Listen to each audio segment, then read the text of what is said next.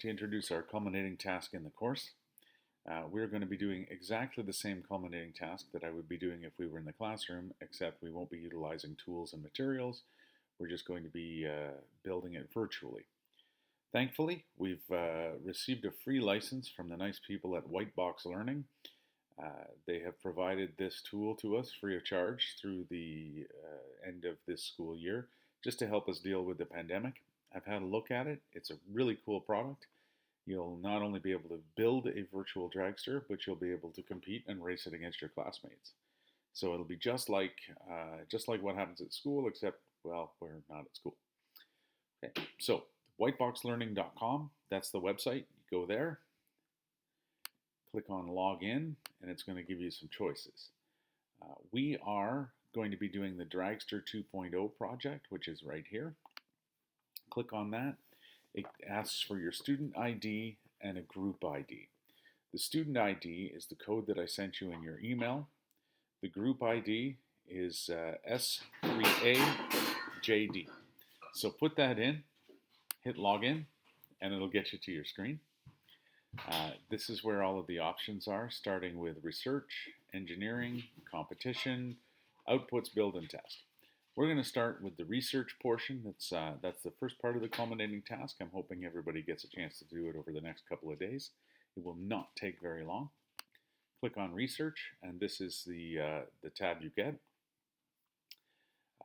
Over here on the left is your table of contents. You're not going to be responsible for all of this stuff. I want you to do the engineering design process and the background and follow up with a background quiz. I want you to read through all of the knowledge at work. But I just want you to submit the background quiz first, and hopefully you can get that done by Wednesday or Thursday of this week, and we can move on. I will put up further videos as the week goes on, and if you can keep up, you'll be able to build the dragster. So the engineering design process here.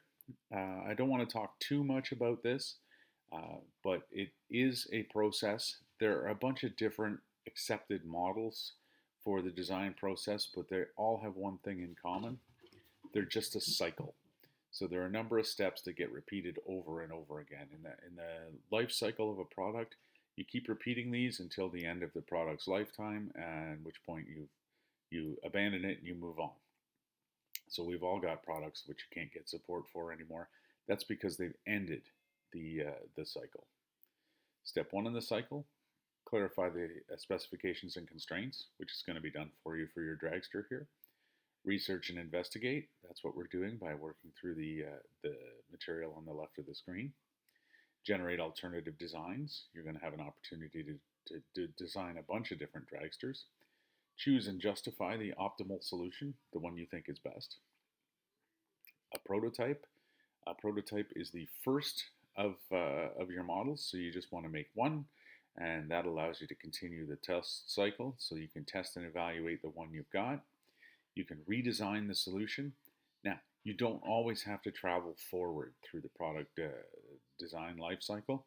So if you test and evaluate and decide you want to go back and develop a new prototype, or you want to choose a different one, you can always do that. Communicate your achievements, which just means write down what you did or make a video or whatever. And then you redesign starting at point one. So that's how the product design lifecycle works. You can read through all of this material here. I want you to read the overview of the design challenge here. It talks about the dragster that you're going to build and gives you specifications, so minimum and maximum lengths and thicknesses and stuff. This is a block of wood that your dragster will be constructed from. Not really, we're going to use a virtual block of wood, but if we were doing this in class, which I do every year with the grade 9 class, we have blocks of wood that look exactly like this. We have all the same parts that are specified here, and you put them together. So this gives you the technical specifications. It talks about budget.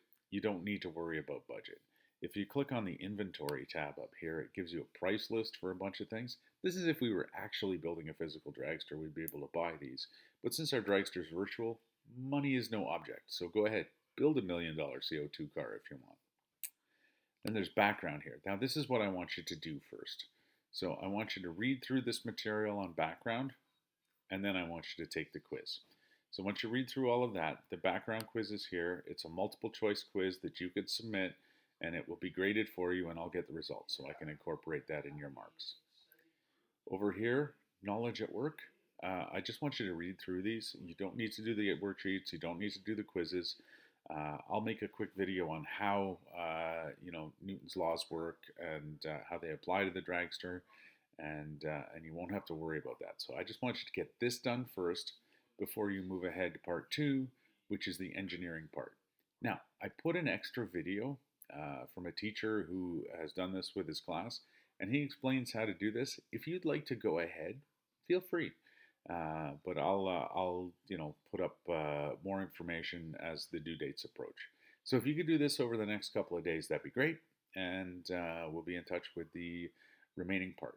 If you've got any questions, T.A. Wilson at